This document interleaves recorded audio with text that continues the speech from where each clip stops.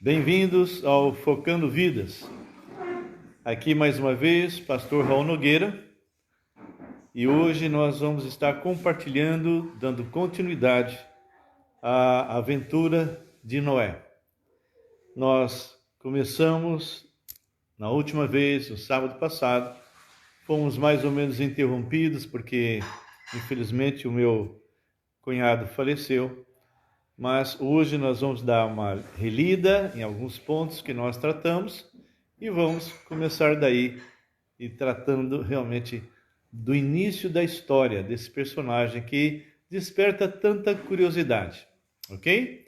Vocês têm uns minutinhos ainda para que vocês possam estar convidando seus amigos, entrando aí na sua rede e dizendo, olha, agora nós vamos ter um momento onde nós vamos poder estar estudando a palavra do Senhor.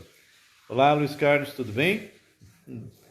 E entre em contato com o seu irmão, com a sua irmã, com aquele amigo que eventualmente você gostaria que ele soubesse alguma coisa e vamos estar juntos.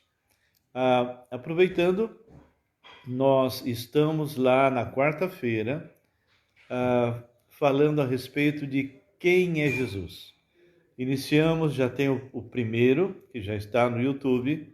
Nós fizemos o primeiro vídeo, né, a primeira live, e trabalhamos em cima de quem é Jesus, usando realmente uma passagem maravilhosa, quando aqueles discípulos estavam amedrontados, porque houve uma grande tempestade, vento, e eles ficaram apavorados. Mestre, não te importa que pereçamos? E o Senhor então vem e acalma o mar, sossega o vento e fala com eles, por que sois assim tão tímidos e não tendes fé? E aí vem a pergunta, quem é este? Quem é este que até o vento, na tempestade, obedece? E nós então vamos estar trabalhando na próxima quarta-feira, dando continuidade, e vamos estar estudando sobre a pessoa de Jesus. Quem é este? Isto é o que os teólogos chamam de cristologia, tá bem? Hoje nós vamos estar dando continuidade aqui ao livro de Gênesis e vamos estar tratando a respeito de Noé. Nós vamos agora orar, agradecendo a Deus. Se você tem algum pedido, já pode colocar, e nós vamos estar então pedindo ao Senhor que esteja nos dirigindo. Hoje eu estou aqui na casa de irmãos da Ana, do Ângelo, que abriu as portas e nos cedeu com tanta gentileza, com tanto amor, para nós estarmos aqui alguns dias, talvez. E minha esposa, ela realmente, pela perda, né, do irmão, ela queria um lugar mais tranquilo, e nós então estamos aqui e está sendo uma grande bênção, ok? Então vamos estar orando agora, e se você, como eu já disse, quiser colocar o seu pedido, pode fazer agora. Senhor nosso Deus, Pai, nós colocamos agora as nossas vidas diante do Senhor. O Senhor nos conhece, sabe das nossas necessidades, das nossas limitações. Queremos, antes de tudo, te agradecer pela preservação das nossas vidas e das vidas, Senhor, dos teus servos da Igreja Batista Regular Filadélfia, que até o momento o Senhor, por misericórdia, não recolheu ninguém. Também queremos te louvar, te agradecer, Senhor, pela restauração, pela melhora do nosso aquela criancinha tão pequena, Senhor, mas tão guerreira, o Sebastião. Ficamos sabendo, Senhor, que realmente ele está melhor, o seu pai deu um testemunho, e isso para nós realmente é algo de muita alegria. Também te agradecemos, ó Pai, pelo Davizinho, Senhor. Ele também, Pai, que não podia nem se mexer porque não tem tônus muscular, não podia segurar a sua própria cabecinha, agora já está descendo da poltrona, Senhor, se agarrando e ele já está conseguindo colocar os seus pezinhos no chão e permanecer um pouco de pé. E isso é um grande, grande progresso.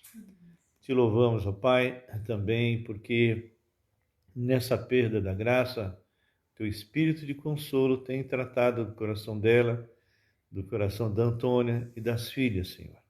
Que a Patrícia, Pai, possa também estar bem, que ela possa se recuperar, Senhor, desse trauma, dessa perda, também a irmã dela, Senhor, que tu possas, ó Pai, estar falando poderosamente àquela família. E sabemos que não tem palavra humana que possa restaurar, mas que teu Espírito faça isso. Alessandra, Senhor, a filha menor, estava muito, muito aflita, muito angustiada. Então, que o Senhor possa estar tratando dela e sossegando o coração dela pela perda do pai. Deus, também te pedimos, Senhor, sabemos que tem várias vidas que foram restauradas, que nem o caso do Marcelo, que foi restaurado, e que o Senhor continue, Senhor, que ele possa realmente estar bem mesmo e não haja sequelas. Também te agradecemos pela irmã da Cris, que também estava num estado desesperador e o Senhor trouxe de volta. Nós te agradecemos também por ela. Pedimos, Senhor, também pela a mãe da Daniela, que também se recuperou. Também te lembramos, ó Deus, a mãe da Sueli, que realmente tem câncer e precisa, Senhor, que o Senhor esteja cuidando. Tantos necessitados, Pai, tantas pessoas. Agradecemos pelo Henrique, que foi aposentado. Que o Senhor continue usando aquela vida.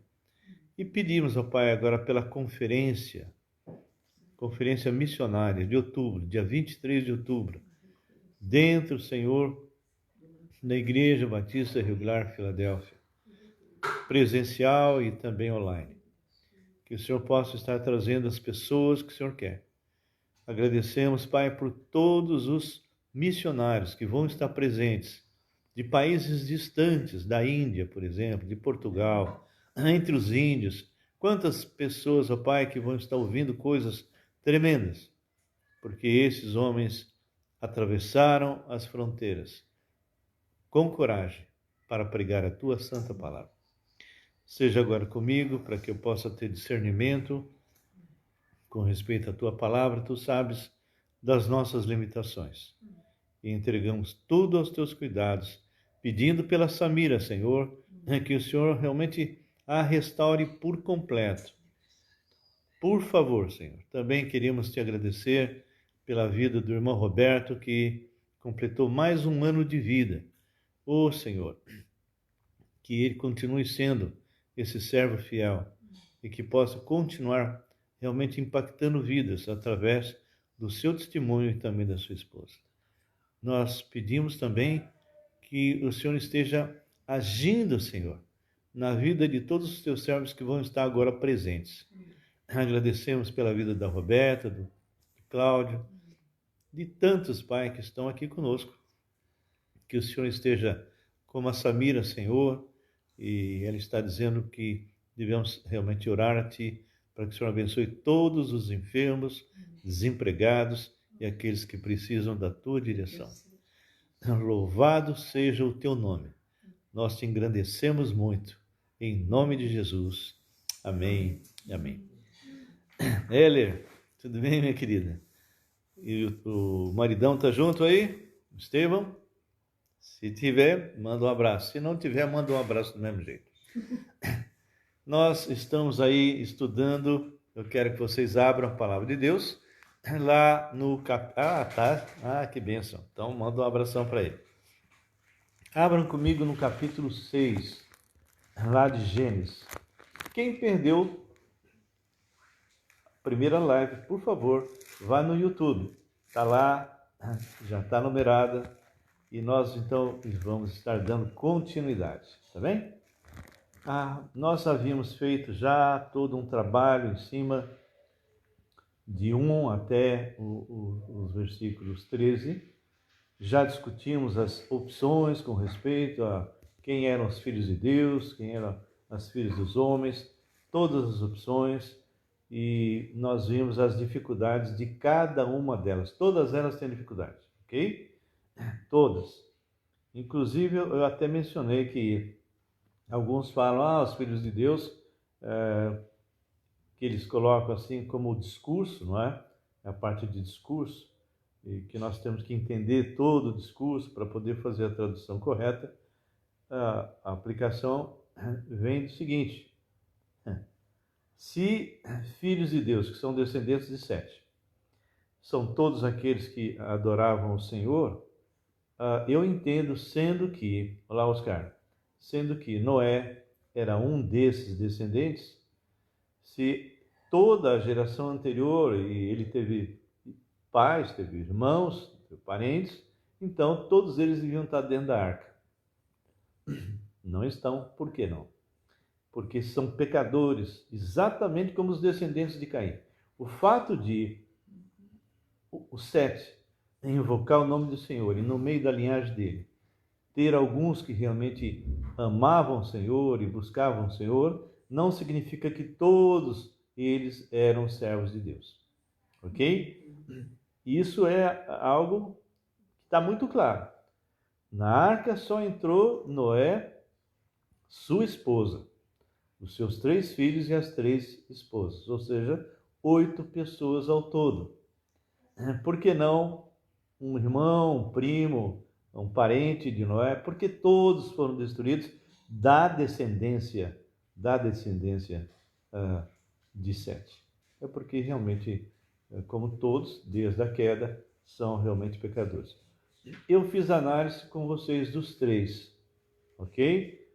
Que seria, por exemplo, alguém que seria anjos se materializando e tendo relação com as mulheres, né, filhas dos homens, e teriam gerado, então, filhos com problemas sérios, não é?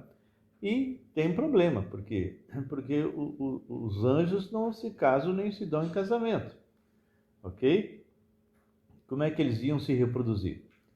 E se reproduzisse, o Senhor Jesus teria morrido por eles também? Então, sabe, são perguntas que a gente tem que fazer, né? E assim, as outras opções também. Os descendentes de Sete, com o descendente de Caim, teria dado uma geração terrível, porque foi uma sociedade entre luz e trevas. Hoje se faz isso direto, e nós não estamos vendo nenhum tipo de aberração, ok? E várias outras questões, líderes da época que eram ricos, poderosos, e que também se apoderaram das mulheres, enfim, cada um deles tem os seus problemas, tá bem? Então, cada um de nós temos que orar a Deus e ver qual seria a opção mais correta. Bem, também discutimos já a questão de gigantes. Gigantes aqui não são descendentes de nenhuma dessas relações erradas que ocorreu.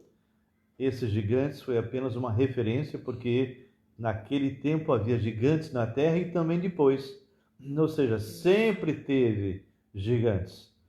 E esses gigantes, então, não são decorrentes de um relacionamento. É algo que já existia antes e existia depois. Bem, voltando aqui só para dar um contexto geral, no capítulo 6, versículo 4, diz: ora, naquele tempo havia gigantes na terra, nós já explicamos, e também depois, quando os filhos de Deus possuíram as filhas dos homens, as quais lhes deram filhos.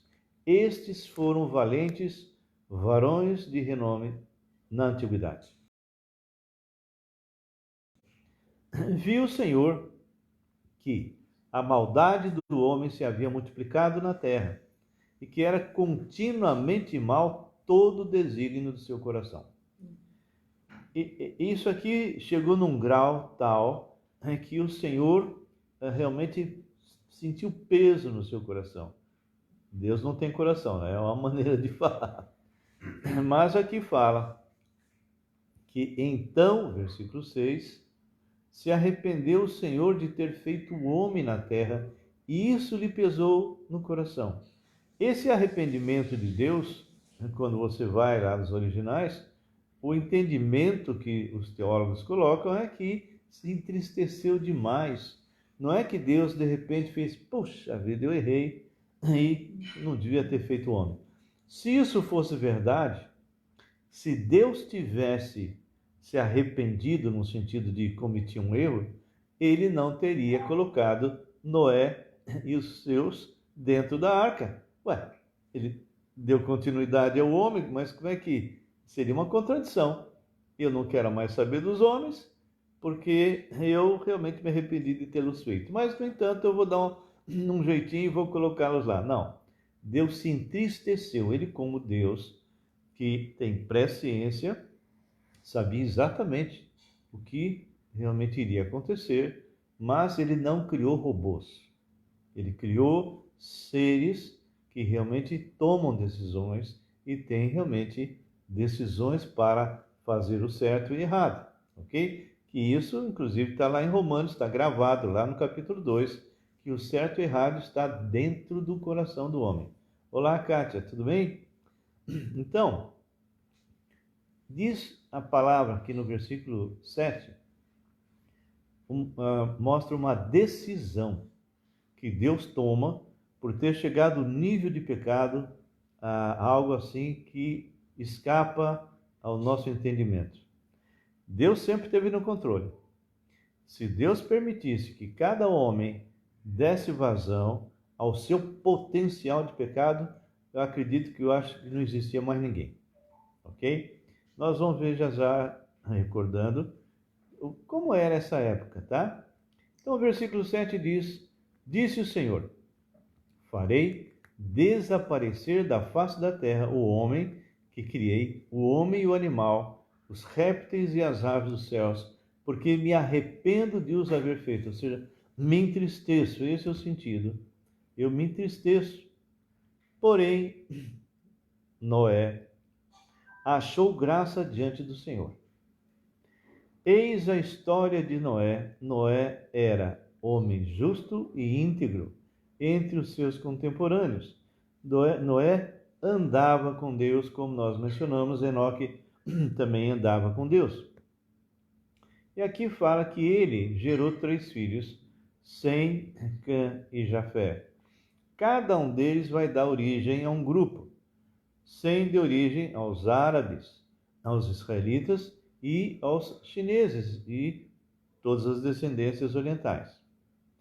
E fala que Cã deu origem a toda a parte da África, Egito, etc. Muito bem. A terra estava corrompida à vista de Deus e cheia de violência. Isso te lembra nossos tempos, por acaso? Nós estamos chegando lá e eu vou ler um trechinho que vai mostrar isso. Viu Deus a terra e eis que estava corrompida, porque todo ser vivente havia corrompido o seu caminho na terra. Então disse Deus a Noé: resolvi dar cabo de toda a carne, porque a terra está cheia da violência dos homens. Eis que os farei perecer juntamente com a terra. Deus vai realmente punir todo esse pecado, toda essa maldade, toda essa violência. Mas, olha só que interessante, queridos. Abram comigo lá em Mateus 24. Mateus 24 é uma passagem que muitos, por falta de escatologia, colocam isso misturado com a igreja. Não tem nada a ver com a igreja. Segundo o que eu entendo, eu sou pré-tribulacionista, a igreja já foi retirada. Entra um período de 7 anos, que é a última semana de Daniel. Já se cumpriu 69 semanas, segundo está escrito em Daniel, e essas 69 semanas, que seriam 7 mais 62, termina com a morte do Messias, com a morte de Ungias. O Messias morre. E está escrito lá, é só dar um passeio lá em Daniel. Dá um passeiozinho lá que você vai ver. Mas como eram 70 semanas, ficou faltando uma. Bem, assim que vem o Senhor Jesus, depois da sua morte, ele ressuscita, ele entra na presença do Pai e envia o Espírito Santo. Aí começa um período diferente, um período que é chamado igreja. Nós começamos em Pentecostes, lá em Atos 2, e vamos terminar no arrebatamento. Sabe, se começa lá quando vem o Espírito Santo sobre a igreja e termina no arrebatamento, significa que tem um número completo, tem um número fechado de pessoas que pertencem à igreja. Já pensou nisso? Se existe um número fechado de pessoas que pertencem à igreja, a grande pergunta é: onde está esse último ou esses últimos? Pode ser teu vizinho, pode ser teu pai, tua mãe, tua tia, tua avó, pode ser teu amigo, pode ser alguém que está numa cidade mais longe, ou na África, ou na China, ou na Índia, não sabemos. O fato é que esse último vai ser alcançado pela palavra de Deus.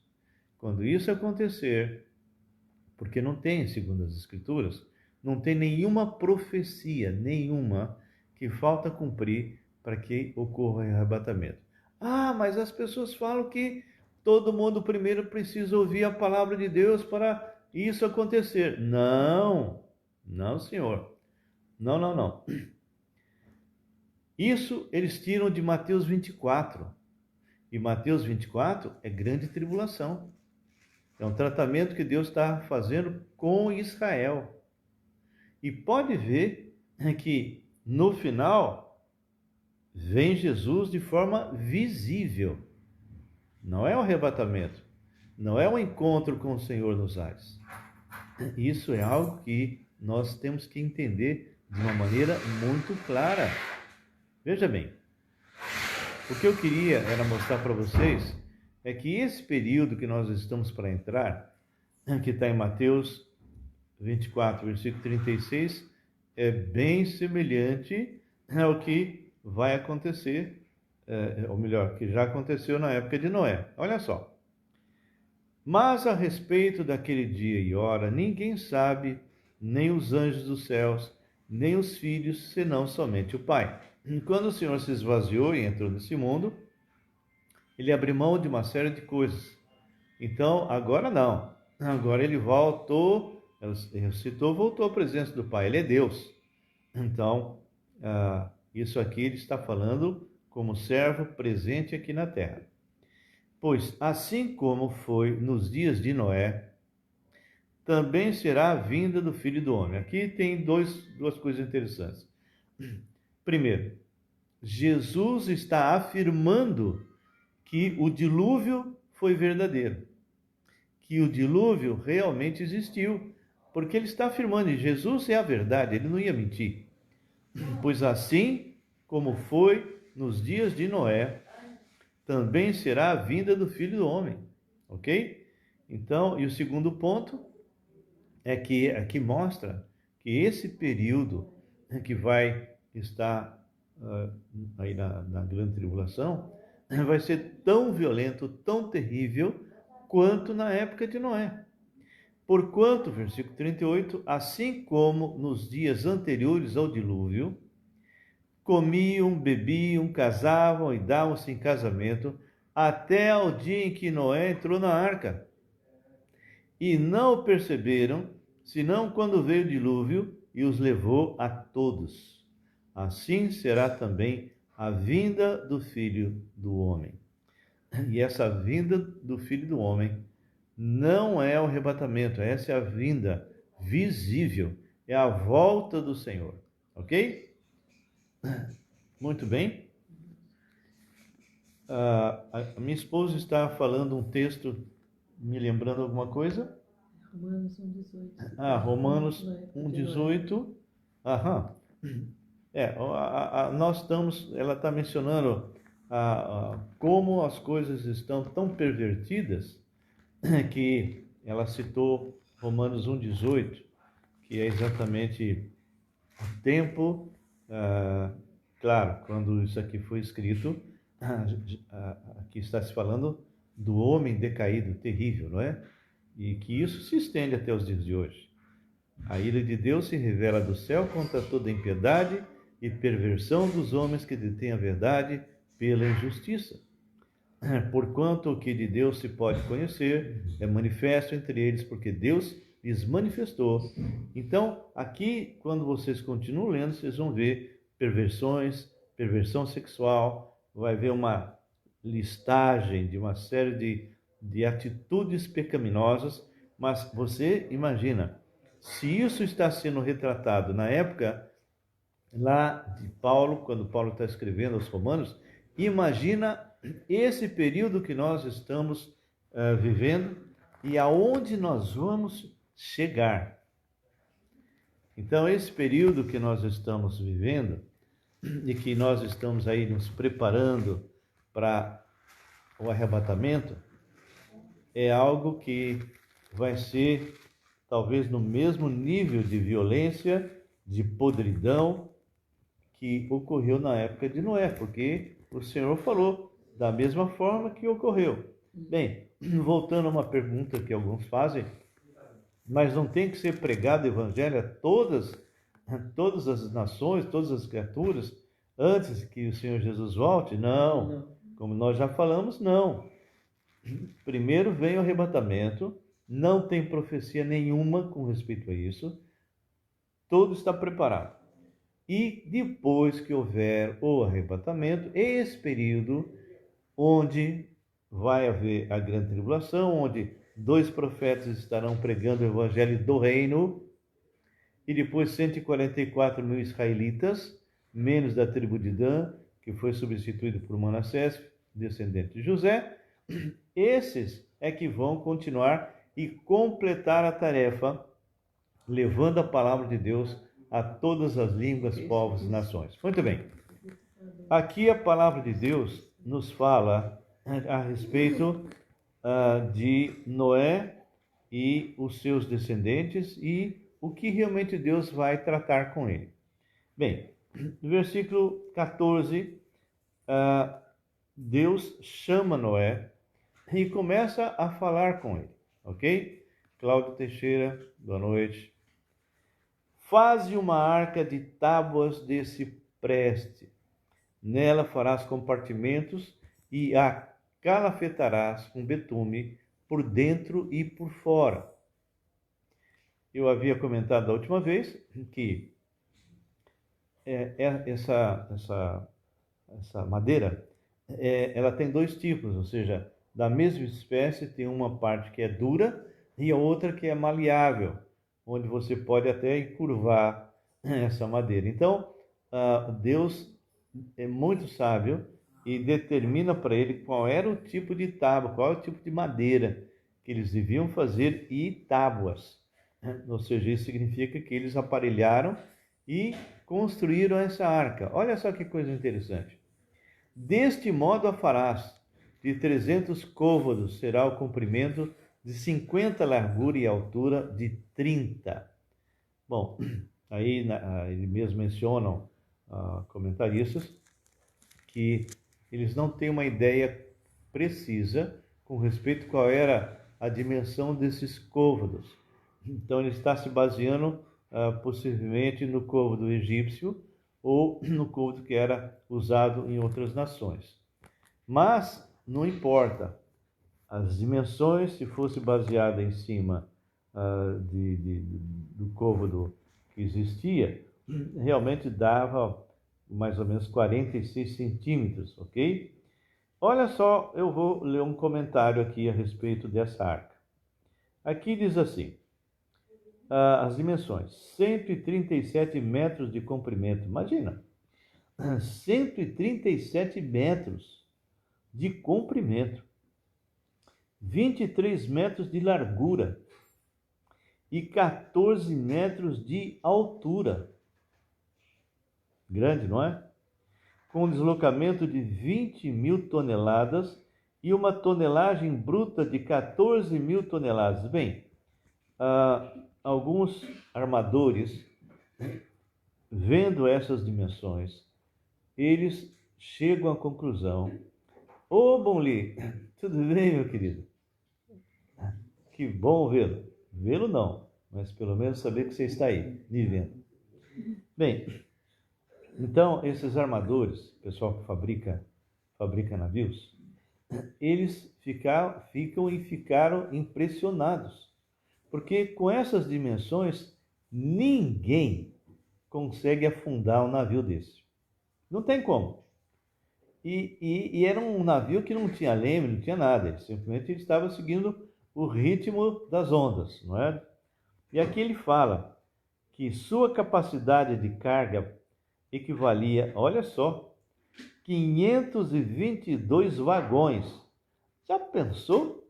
522 vagões de carga normais de trem? Muito, não é? E mais, cada um dos quais poderia transportar 240 ovelhas. Somente 188 vagões seriam necessários para abrigar 45 mil animais do tamanho de uma ovelha. Ou seja, não era necessário colocar dentro da arca animais adultos. Fácil, não é? Deixando assim 3 trens com 104 vagões cada para a alimentação da família de Noé, da forragem para os animais, e isso realmente era muito, muito, muito grande e dava espaço de sobra para se conservar tanto a alimentação quanto os próprios animais. E mais para aqui, estima-se hoje em 17.600 o número de espécies de animais existentes, o que torna 45 mil uma aproximação provável do número de animais que Noé abrigou na arca. Muito bem. Bem, então, nós podemos afirmar que essas dimensões são dimensões tremendas e que a engenharia naval concorda que é impossível um navio desse afundar. Bem, no versículo 18 diz assim: Contigo, porém, estabelecerei a minha aliança. Entrarás na arca, tu e teus filhos, e tua mulher, e as mulheres de teus filhos. De tudo que vive, de toda a carne, 2 de cada espécie, macho e fêmea, farás entrar na arca para os conservares vivos contigo. Das aves segundo as suas espécies, do gado segundo as suas espécies, de todo réptil da terra segundo as suas espécies, 2 de cada espécie virão a ti para conservares em vida. Leva contigo de tudo que se come, ajunta-o contigo, ser-te-á para alimento a ti e a eles. Por que será de alimentos para ti e a ele? Porque eles não comiam carne. Até essa data, eles eram vegetarianos, ok? Então, não precisava de ter um açougue dentro da arca, não é? Assim fez Noé consoante a tudo que Deus lhe ordenara. Capítulo 7 diz: Disse o Senhor a Noé: entra na arca, tu e toda a tua casa. Isso, olha só, né? Porque reconheço que tens sido justo diante de mim no meio desta geração. De todo animal limpo levarás contigo 7 pares, o macho e sua fêmea, mas dos animais imundos um par, o macho e a fêmea. Vocês sabem por que essa diferença de quantidade? Vocês têm uma ideia? Não? Muito bem. Acontece que esses animais limpos eram animais que seriam sacrificados. Ou seja, o Senhor já estava antevendo uma geração que creria nele e que muitos fariam sacrifício de animais. Então, os animais puros que eram sacrificados, eles eram em maior quantidade do que os impuros, porque os impuros não eram para ser oferecidos a Deus. Entendido? Claro? Muito bem.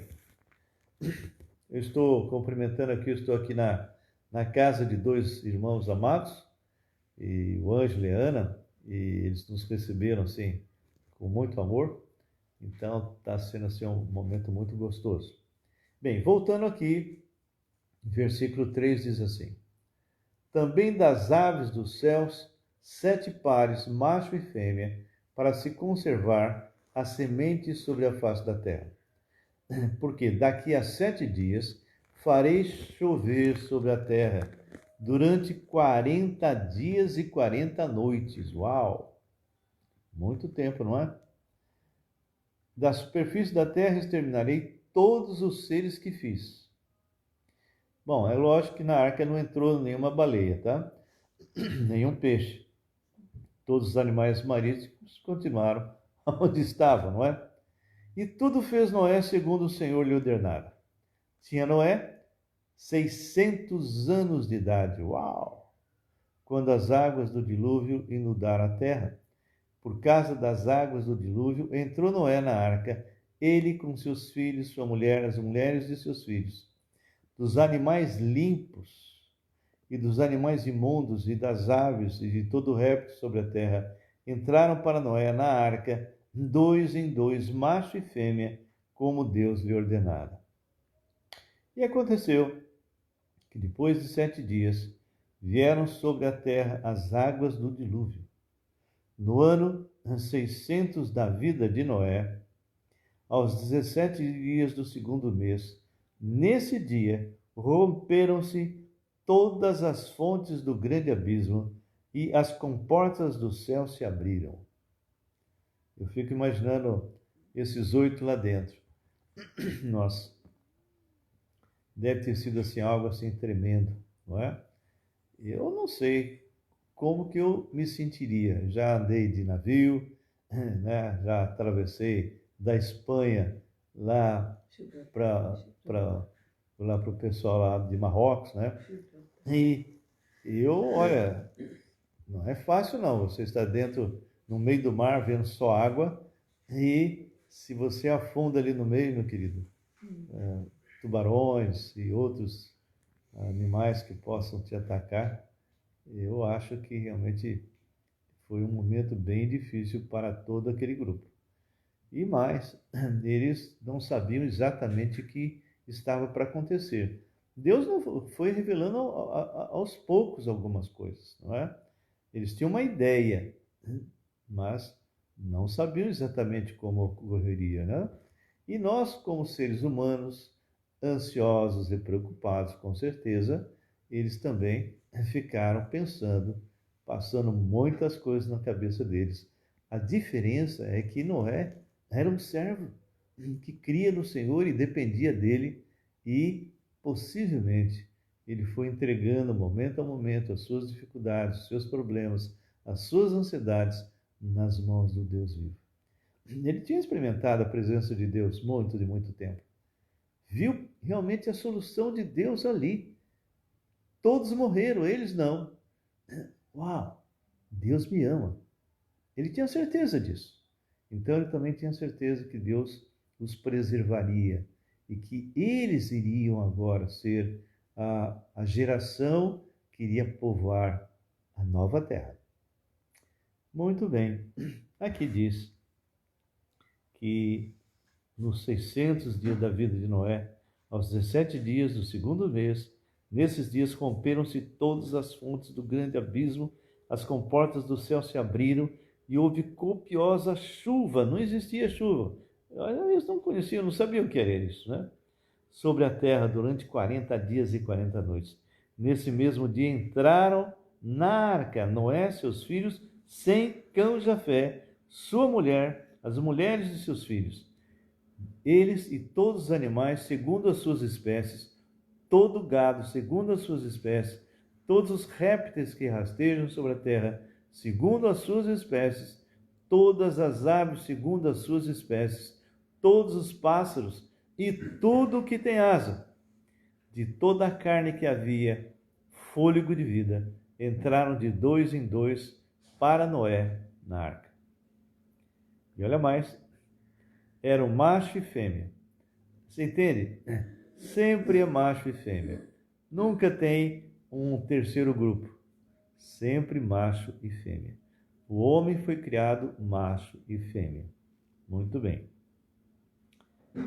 Esse versículo 16 é algo que realmente, se Deus tivesse dado para o homem fazer, possivelmente a arca estaria lotada de gente. Por quê? Porque com certeza, na hora que começou a vir o dilúvio, vinha a chuva, e aquela turminha que durante 120 anos ouviu o pregador da justiça falando: olha, se prepara, e ninguém deu bola. E de repente começa a chover, começa a vir a água, eles correm para a arca e vão bater na porta. Noé, aqui é tua tia, Noé. Olha, aqui é teu irmão, aqui é... Olha, se a arca tivesse sido fechada por Noé, ele com certeza abriria com dó. E a familiada dele ia entrar tudo. Mas olha o que aconteceu no versículo 16. Era macho e fêmea, os que entraram de toda a carne como Deus lhe havia ordenado, e o Senhor fechou a porta após ele. Quem fechou a arca foi Deus, não foi Noé. Porque se Noé tivesse fechado a arca, ele teria a chave na mão para poder abri-la. Na hora que batesse um amigo lá, batesse um primo, um tio, uma tia, ele ia ficar: ô Noé, abre a porta, eu vou morrer. Ele teria aberto. Mas o Senhor não queria isso, e ele é quem fechou a porta. Sabe, quando nós formos arrebatados, não vai dar para levar ninguém. É individual, na hora que tocar a trombeta, cada um de nós vamos sair daqui. Enquanto isso, estamos testemunhando. Enquanto isso não acontece, da mesma forma que Noé testemunhou durante 120 anos, e o pessoal achou que era bobagem, vai acontecer a mesma coisa no arrebatamento. Vai ser um susto, viu, pessoal? Vai ser um susto. Pelo menos eu não sei se é verdade ou não, mas muitas e muitas vezes eu ouvi falar que os aviões americanos sempre tinha alguém que era crente e outro incrédulo. Porque se houvesse um arrebatamento, aquele que era incrédulo ia dar conta de aterrissar o avião. Eu nunca tive a curiosidade de verificar se isso era verdade ou era apenas uma lenda, uma história, né? Mas está aí. Seria bem interessante isso, né? Bom, voltando aqui, aqui fala que durou, versículo 17, o dilúvio 40 dias sobre a terra. Cresceram as águas, levantaram a arca de sobre a terra. Predominaram as águas e cresceram sobre nós na terra. A arca, porém, vogava sobre as águas, ou seja, o Noé não tinha nada, ele não tinha como controlar a arca. A arca era levada para lá, para cá, e eles simplesmente estavam lá dentro, ok? 15 côvados acima deles prevaleceram as águas, e os montes foram cobertos. Olha só, isso dá mais ou menos 25 metros, 15 côvados. Pereceu toda a carne que se movia sobre a terra, tanto de aves como de animais domésticos, e animais selváticos, e de todos os enxames de criaturas que povoam a terra, e todo o homem, tudo que tinha fôlego de vida em suas narinas, tudo que havia em terra seca, morreu. Olá, César, tudo bem? Tudo que tinha fôlego, não ficou nada. Assim foram exterminados todos os seres que havia sobre a face da terra. O homem, o animal, os répteis e as aves dos céus foram extintos da terra. Ficou somente Noé e os que com ele estavam na arca. O último versículo aqui, do capítulo 7, diz: e as águas, durante 150 dias, predominaram sobre a terra. Queria dar uma pausa aqui para a gente conversar um pouco. Noé, pregador da justiça, pregou durante 120 anos. Olá, César. Abençoe você também, querido. 120 anos. Eles não deram ouvidos, mas Noé continuou pregando. Sabe, nós, hoje, temos um ministério. E esse ministério está respaldado numa ordem. E esta ordem diz: indo, fazei discípulos de todas as nações, batizando-os em nome do Pai, do Filho e do Espírito Santo. Eu estava compartilhando hoje à tarde com a Ana, com o Ângelo e com o meu pessoal que está aqui, dizendo que nós somos vasos de barro. Nós somos vasos de lixo. E em nós está o Espírito Santo de Deus. E nós temos que quebrar esse vaso para que a glória do Senhor realmente seja mostrada para o mundo que está perdido. Mas hoje muitos acham que o que eles conhecem, o que eles sabem, vem deles. Vem da sua inteligência, vem da sua sabedoria, dos dons, como se os dons brotassem deles mesmos. Querem ser aplaudidos, glorificados. É como se o vaso de lixo quisesse ser aplaudido. Não dá. Nós precisamos realmente entender que existe uma missão. Você foi comissionado e você tem como responsabilidade apresentar Jesus e falar: olha, Jesus está vindo nos buscar e você vai ficar. Você precisa ter um encontro com Cristo. Se a pessoa vai receber Jesus Cristo ou não, não é um problema seu. É o Espírito que convence o homem do pecado, da justiça e do juízo. Não é para você ficar extasiado porque pessoas estão se convertendo. Eu sou o cara, olha só, né? E nem ficar abatido se ninguém se converte. Não é um problema seu. Você é um mero instrumento, porcaria que nem eu, que devemos apenas cumprir a ordem, indo e pregando. E o Espírito vai tocar, e se essa pessoa realmente se arrepender, ela será salva.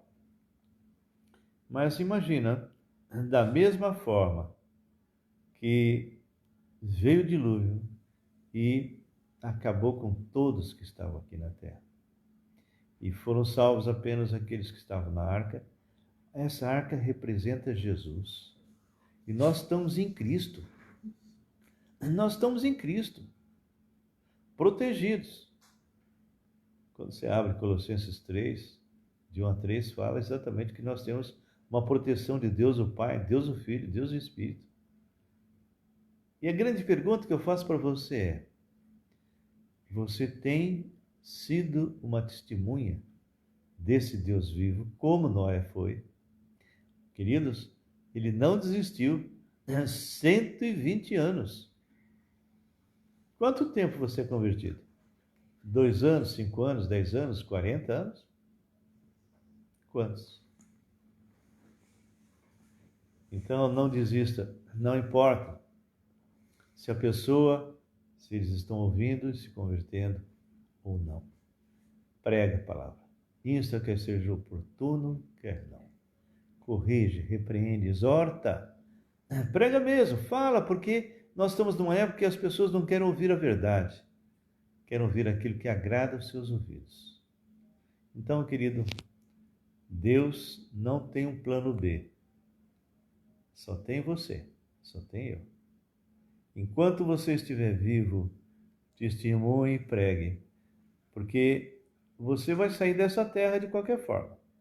Seja o Senhor te recolhendo, que nem aconteceu com o meu cunhado agora, ou sendo arrebatado. E isso vai acontecer. E eu sempre tenho falado em algumas lives, eu não quero de repente comparecer diante do meu Deus e Deus olhar para mim e dizer assim: Raul, o que você fez com os dons que eu te dei? O que você fez com o ministério que eu te dei? Eu não quero ficar envergonhado nesse dia. Vai ser um dia que eu receberei ou não os galardões. Se eu fiz as coisas para minha glória, não vou receber nada. Mesmo assim, eu vou ser salvo. Porque a minha salvação não vem por parte dos meus méritos, não é por causa daquilo que eu faço, mas porque Deus me declara justo em Cristo Jesus. Então, aqui nós entendemos por essa palavra que Noé, durante 120 anos, pregou para aqueles que viviam na época dele. E ninguém realmente acreditou. E hoje eu estou indo para 43 anos de convertido. Janeiro agora eu faço. Muitos creram, outros não. Mas esses que creram vão sair comigo. Os que não creram vão ficar. E eu não gostaria que irmãos meus da carne, ou parentes, ou amigos, ficassem. Não, eu quero que eles realmente sejam levados pelo Senhor. Você não? Sabe, eu conheço uma pessoa, infelizmente, não vou citar o nome, que quando eu estive com ele em outro país, os pais dele moram em outro país, ele também, agora, essa pessoa me proibiu, ele se dizia cristão, hoje eu já sei que não é, mas ele se dizia cristão. Ele proibiu que eu falasse para o pai dele, para a mãe, mas principalmente para o pai, que era o que eu tinha mais intimidade, proibiu que eu falasse de Jesus. Que amor é esse? Que amor é esse? Sabendo que esse pai vai morrer, vai para o inferno. Essa pessoa que eu estou dizendo é alguém que se dizia cristão. É possível até que ele seja servo de Deus e não tenha crescido, é possível, não é? As coisas desse mundo realmente o conquistaram, mas ele, pelo menos em termos intelectuais, ele sabia que aquela pessoa que estava ali chamada pai iria ficar. Coisa triste. Hoje esse homem está já com a mesma idade que eu, praticamente, e se ele partir, estará no inferno. E se esse filho for crente, eu acho que ele vai sentir realmente um arrependimento profundo, por nunca ter testemunhado ao pai, e nem à mãe, e nem aos seus parentes, por questões de vergonha, por não querer realmente assumir aquilo que ele é. Agora, se infelizmente ele também não for crente, então não se pode fazer nada, a não ser que ele se arrependa enquanto estiver vivo, ok? Muito bem, na próxima semana, no próximo sábado, nós vamos estar trabalhando no capítulo 8. E aqui também tem uma série de coisas interessantes para a gente trabalhar. Mas eu quero que você esteja meditando nesse tempo, né, que vai nos separar até o próximo sábado. O que você tem feito de verdade? O que você tem feito de verdade como crente? Você tem realmente certeza da salvação? Se tocasse a trombeta agora, você iria? Eu sei que muitos que estão aí comigo, tenho certeza que vão, porque são pessoas que eu conheço. Não sei se todos que estão aqui me ouvindo são ou não servos de Deus. Se você está aqui e está assistindo, mas nunca nasceu de novo, eu quero te dar uma oportunidade agora.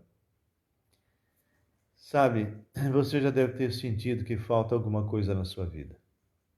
E a ausência disso não é carro, não são relacionamentos, não é dinheiro, não é posição social. Nada disso. O que falta é Deus. Então, e quando eu falo Deus, eu não estou falando de religião. Eu estou falando de relacionamento com Deus vivo.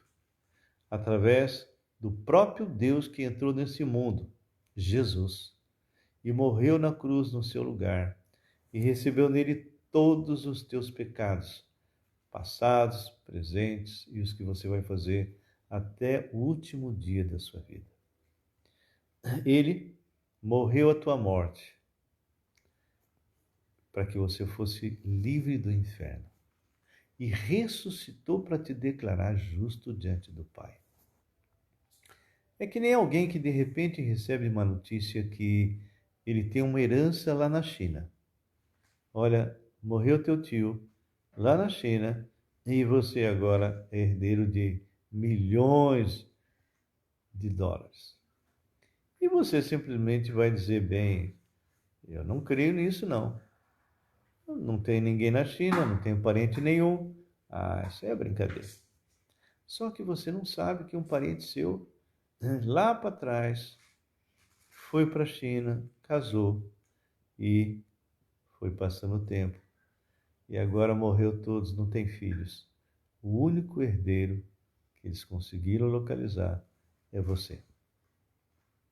Potencialmente, você é bilionário, mas só vai ser de verdade se você for lá na China e tomar posse. É a mesma coisa. A morte do Senhor Jesus foi suficiente para te salvar, mas só será eficiente se você entender que você é pecador, miserável e que se você morrer como está, estará no inferno. Jesus, ele quer te dar de graça a vida. Então, é suficiente, mas só é eficaz se você tomar posse. Então, eu vou te dar a chance agora. Eu vou fazer uma oração, porque eu sei que muitos chegam depois. Vão entrar lá no YouTube, enfim, muitos vão assistir essa live. E é possível que entre alguém que realmente não conhece Jesus e não tem certeza da sua salvação. Então, se é esse o teu caso, eu vou primeiro orar por você. Senhor nosso Deus e Pai, nós colocamos qualquer pessoa que esteja assistindo agora ou irá assistir e que não tem certeza da sua salvação em Cristo. Que hoje ele possa se arrepender de todos os seus pecados, convidar Jesus para ser Senhor e Salvador, para que ele possa ser feito Filho de Deus e ter a vida eterna. Então, se você deseja ter um encontro com Cristo, olhe aí onde você está, no seu coração. Senhor Jesus, eu preciso de Ti. Sou miserável pecador. Senhor, eu entendi que o Senhor se fez homem, morreu na cruz no meu lugar, ressuscitou e está vivo. O Senhor é o único nome pelo qual importa que eu seja salvo. Então hoje eu tomo a decisão. E eu me arrependo agora de todos os meus pecados. Jesus, tem misericórdia de mim. Entre agora na minha vida e faz de mim uma nova criatura. Eu creio que a partir de agora, todos os meus pecados foram perdoados. Eu fui feito filho de Deus e tenho a vida eterna. Se você fez essa oração com sinceridade de coração, e Jesus, que não é mentiroso, mediante esse convite, ele entrou na tua vida para nunca mais sair.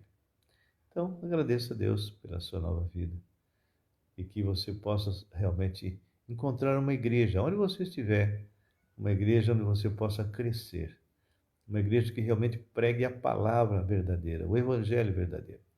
Se você morar perto aqui da Igreja Batista Regular Filadélfia, então eu convido que você venha até a Rua Salvador Simões. E fica ali perto aí do Alto do Ipiranga, São Paulo. Mas é possível que você tenha alguma igreja perto da sua casa. Então, que você possa ler a palavra de Deus a partir de hoje, Evangelho de João, versículo a versículo, sempre perguntando o que esse versículo fala para mim. Tá bom? E vocês demais, irmãos em Cristo, que vocês possam estar orando por nós, por mim, pela graça, pelos meus filhos, não é? O César está escrevendo: como esta palavra me fez temer a Deus, pastor. Raul, e ter a obrigação de seguir seus mandamentos para alcançar a salvação? Depois vamos conversar, César, tá bem? A gente conversa, eu vou conversar com você pessoalmente sobre isso. E você que está me ouvindo, então, se você tiver algum pedido de oração, faça isso agora, tá bem? E nós vamos encerrar agradecendo a Deus. E não se esqueça, quarta-feira vamos estar continuando Cristologia, tá bem? Vamos orar?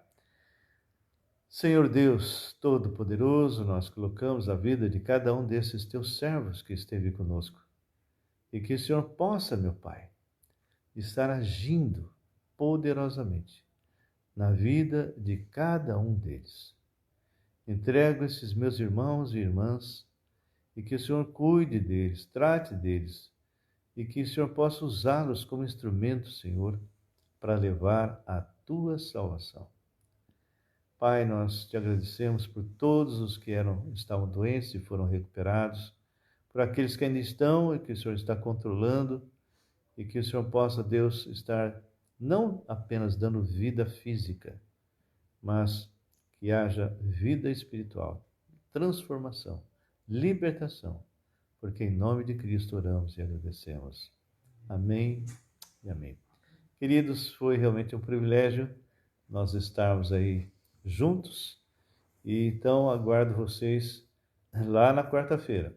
E se você perdeu, seja a parte aí de Gênesis ou mesmo de quem é Jesus, entre lá no YouTube.